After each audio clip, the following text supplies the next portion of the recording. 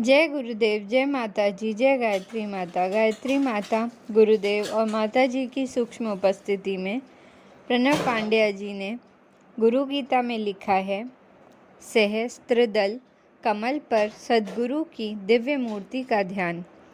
गुरु गीता के महामंत्रों में सद्गुरु के ध्यान का संगीत है। इसकी सुरीली सरगम से एकाग्रता, स्थिरता, शांति एवं पवित्रता की धुन रची जाती है। इसके प्रभाव से व्यक्तित्व की अंतर्निहित शक्तियों को अपनी सार्थक अभिव्यक्ति मिलती है।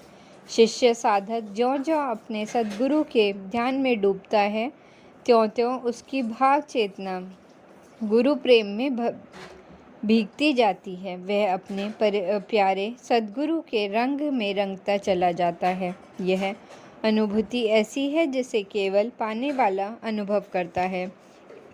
इसे न तो कहा जा सकता है, न ही बयान किया जा सकता है। ध्यान के रूप में और रंग कई हैं, इसकी विधियां और तकनीकें कई हैं। इसमें से सभी को अपना विशेष प्रभाव है, लेकिन सद्गुरु के ध्यान की भावदशा कुछ और ही है। इसके प्रभाव की रूप छटा के रंग ही निराले हैं। इन्हीं में से कुछ रंगों की कथा पिछले मंत्रों में की गई है। शिष्यों को यह बोध कराया गया है कि गुरुदेव आनंदमय रूप हैं। इनसे शिष्यों को आनंद मिलता है। वे प्रभु प्रसन्न मुख एवं ज्ञानमय हैं। वे सदा ही आत्मबोध के निमग्न रहते हैं।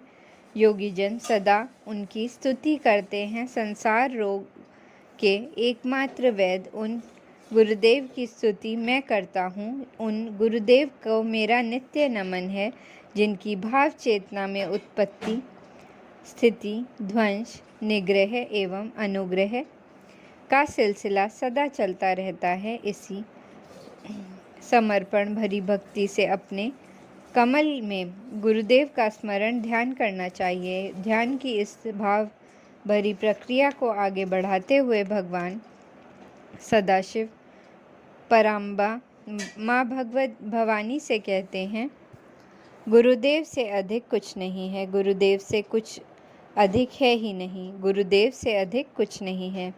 गुरुदेव से अधिक कुछ नहीं है। यह शिव का आदेश है। यह शिव का आदेश है। यह शिव का आदेश है। यह शिव का आदेश है। भगवान शिव कहते हैं, यह गुरु तत्व कल्याणकारी है। यह कल्याणकारी है। कल्याणकारी है। यह कल्याणकारी है। यह मेरा आदेश है। यह मेरा आदेश है। यह मेरा आदेश है। यह मेरा आदेश है। इस तरह पिछली कड़ी में बताई गई विधि से गुरुदेव का ध्यान करने से सदैव ही ज्ञान उत्पन्न होता है। उन कृपालु सद्गुरु की कृपा से मैं मुक्त हूँ, ऐसा चिंतन करना चाहिए। गुरु गीता के इन मंत्रों में सद्गुरु के ध्यान की फल स्फूर्ति बताई गई है। यह ध्यान प्रक्रिया वही है जिसकी कथा पिछली कड़ी में कही गई थी। यह ध्यान अति विशिष्ट है। इस ध्यान से सद्गुरु के सदाशिव होने का अनुभव मिलता है और यह अनुभव कहता है कि गुरु से अधिक और कुछ नहीं है। यही परम कल्याणकारी है। शिव के इस आदेश व उपदेश की सार्थकता उन्हें अनुभव होती है जो अपने सद्गुरु के ध्यान में रमे हैं। सद्गुरु के ध्यान में रमी ऐसी ही एक गुरु कृपा महास्वामी माँ ज्योतिर्मयी का कथा प्रसंग बड़ा ही प्रेरक है। माता ज्योतिर्मयी का विवाह अल्पायु में उनके मायके वालों ने कर दिया था, पर देव का आघात उसके पति नहीं रहे। पति के बूढ़े माता पिता भी इकलौते पुत्र के वियोग की वजह से स्वर्ग सिधार गए। इधर मायके वालों पर भी दुर्भाग्य की कुदृष्टि थी। वह थी कि भी माता पिता की इकलौती कन्या थी। पुत्री की इस दारुण वेदना से विहल माता पिता अधिक दिन जीवित न रह पाए। वे भी परलोकवासी हो गए। 12-13 वर्ष की बालिका ज्योतिर्मयी का इस संसार में अपना कोई न रहा। रोती बिलखती यह विधवा बालिका अपने जीवन के घने अंधेरे से घबरा गई। क्या करे, कहाँ जाए, ये सवाल उसके सामने भूखे शेर की तरह गरजने लगे। इनसे छुटकारा पाने के लिए उसने पास मात्र गंगा की गोद में के सिवाय और कोई रास्ता न था। सो उसने अपने गांव के पास बहती हुई गंगा नदी की धारा में अपने प्राण त्यागने की ठान ली। रात के घने अंधेरे में जब वह गंगा की गोद में छलांग लगाने के लिए आतुर थी, तभी किसी ने पीछे से आकर उनका हाथ पकड़ लिया। अचानक इस तरह हाथ पकड़ लेने पर वह चौंकी। पीछे मुड़कर देखा तो गौरिक वस्त्रधारी एक वृद्ध सन्यासी खड़े थे। उसके श्वेत केश शुभ्र चांदी की तरह चमक रहे थे। उन्होंने प्यार से उसका हाथ थामकर केवल इतना कहा, बेटी, जिसका कोई नहीं होता उसका भगवान होता है। भगवान अपने इस सबसे प्यारे बच्चे की सहायता के लिए किसी न किसी को अवश्य भेजता है। उसी ने तुम्हारे लिए मुझे भेजा है। आओ, तुम मेरे साथ आओ। उन सन्यासी ने स्वरों में माँ की ममता थी।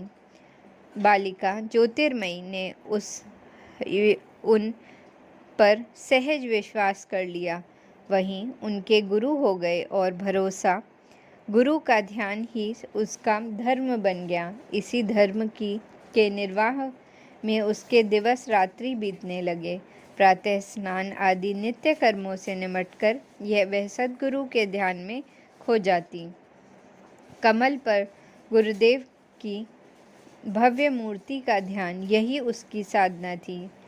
नियमित अभ्यास के प्रभाव से ध्यान के चुंबकत्व घना होता गया और इस चुंबकत्व ने उसके प्राण प्रवाह की गति बदल दी। निम्नगामी प्राण विद्युत ऊर्ध्वगामी होने लगी। जो ऊर्जा निम्न केंद्रों पर एकत्रित रहती थी, अब उसने ऊर्ध्वगामी होकर चेतना के उच्च केंद्रों को जागृत करना प्रारंभ कर दिया। चक्रों के जागरण, बोधन और स्फूर्ति की क्रिया चल पड़ी। सोते जागते, उठते बैठते, चलते फिरते, काम करते हुए ज्योतिर्मय की भावना कमल में स्थापित सद्गुरु की चेतना में विलीन होती रहती थी। समय के साथ उसने प्रगाढ़ता आती गई। वर्षों बीत गए और गुरु ने स्थूल देह का त्याग कर दिया, पर उनकी सूक्ष्म चेतना के साथ ज्योतिर्मयी का अभिनव साहचर्य था। वह हमेशा कहती थी कि सच्चा शिष्य हमेशा अपने गुरु के साथ रहता है। वह अपने गुरु में रहता है और गुरु उसमें समाये रहते हैं। अब उसका व्यक्तित्व सभी आध्यात्मिक सिद्धियों, शक्तियों और विभूतियों का भंडार बन गया। आध्यात्मिक साधना की दुर्लभ कही जाने वाली अवस्थाओं को उसने सहज प्राप्त कर लिया। हालांकि उसके आसपास के लोग उसकी उस उच्च स्थिति से अनजान थे। उन्हें तो इस सत्य का तब पता चला जब हिमालय की दुर्गम कंदराओं में तप करने वाले योगीराज महानंद ने उन्हें बताया कि तुम्हारे गांव के पास गंगा किनारे वास करने वाली माँ ज्योतिर्मयी परम योग सिद्ध है और उन्हें यह अवस्था सद्गुरु के ध्यान से मिली है।